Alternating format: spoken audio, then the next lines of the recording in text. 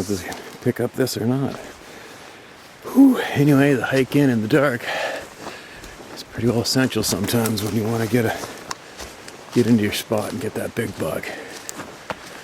Been out for a little bit now, but this is what you got to do. It can get confusing sometimes with a headlamp, trying to find the trail in the bush with a bright light on. Sometimes it's easier just to use your natural night vision and walk in the dark that way.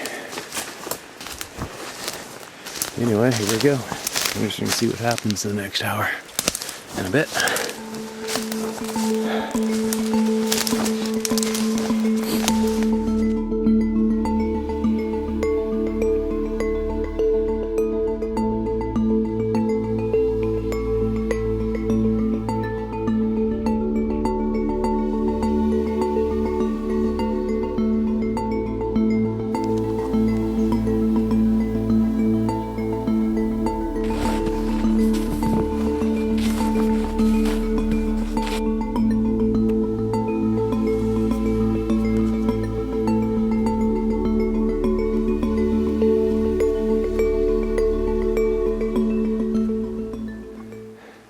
One cool thing about hiking in the dark is fresh rubs really stand out.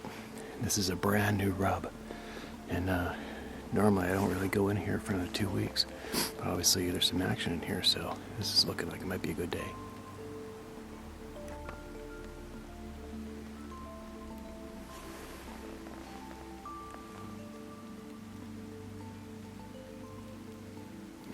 One thing I noticed is the bark on this tree doesn't have any water on it. This might have just happened tonight. Wow. I think we're going to see a buck today. It'd be pretty cool.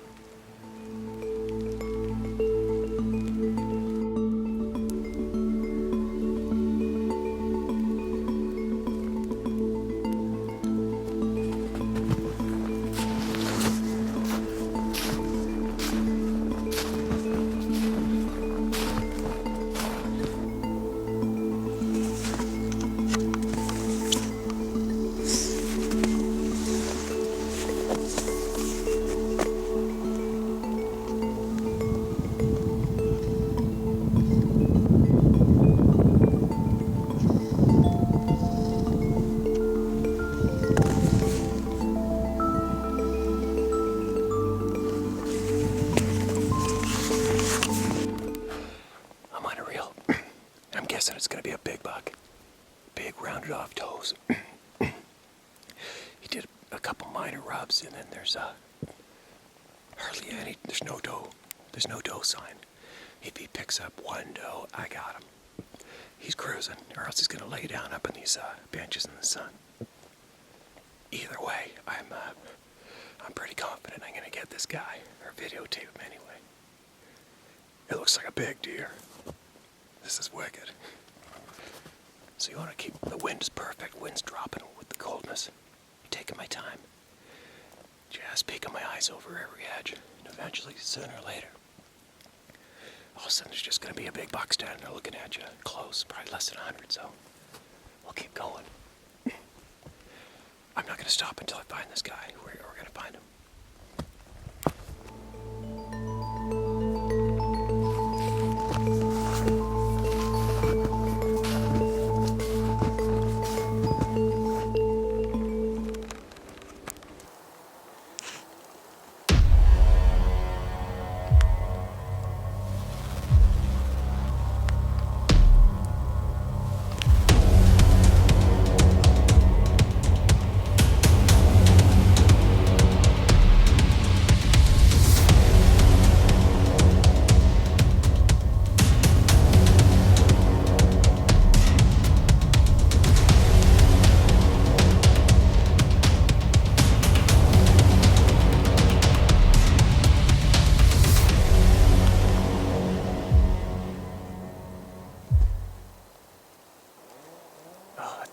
Buck.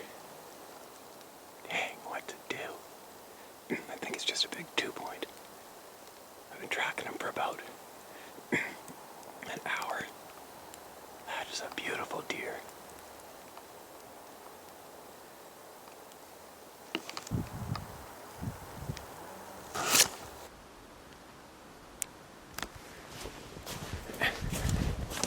Rap, rap, rap.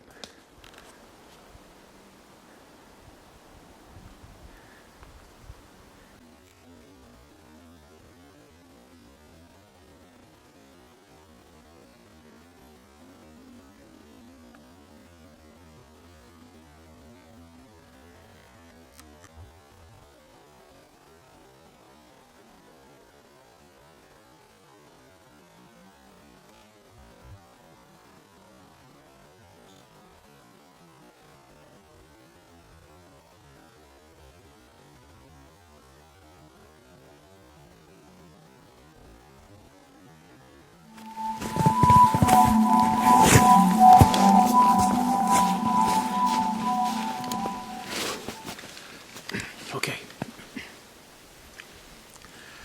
That was a big boy. I'm pretty sure I have him on a trail camera last year, and he had a fork in his lower antler. He's going backwards. That's a big old boy. All right, so now don't forget, I'm trying to help people figure out how to shoot and find and locate a mature monster blacktail. Now, what you can learn from this clip, what just happened was, that guy's looking straight at us. He's out to his ears. He's tall. He's heavy. He's huge. And you just can't tell what he's got up top. There's another month of hunting left yet. It's not really hot yet. And it was so hard not to drop the hammer on that thing after the build-up of tracking them. So you got to be aware of that anticipation and the adrenaline, the excitement, and getting caught up in the pursuit. Because if it's a true, absolute, the biggest, most rare, craziest buck you're after, you got to let those guys go. Because that's not the one. The one we're after is a lot bigger, believe it or not. So chalk that up as absolute fun. That's exactly what it's about. And I still got 2 tags, so I still have tons and tons and tons of fun coming. It's not half over yet, so I got no problems letting that boy go. He might just, who knows what he was in his prime.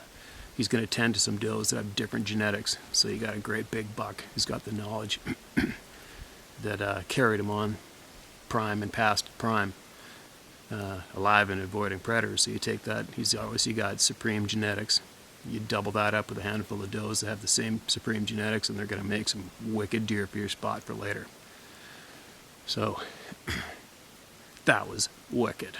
So we'll carry on and see what else is kicking around. Well, there you go. So you got to let the big ones go if it's a monster you're after. That's the lesson today. Here we go.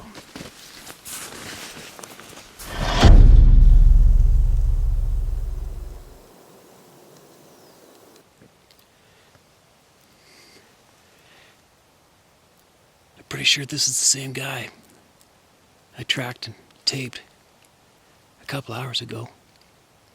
I guess we'll be able to check later. That's a nice buck. Look at the neck on that guy. Big, heavy body.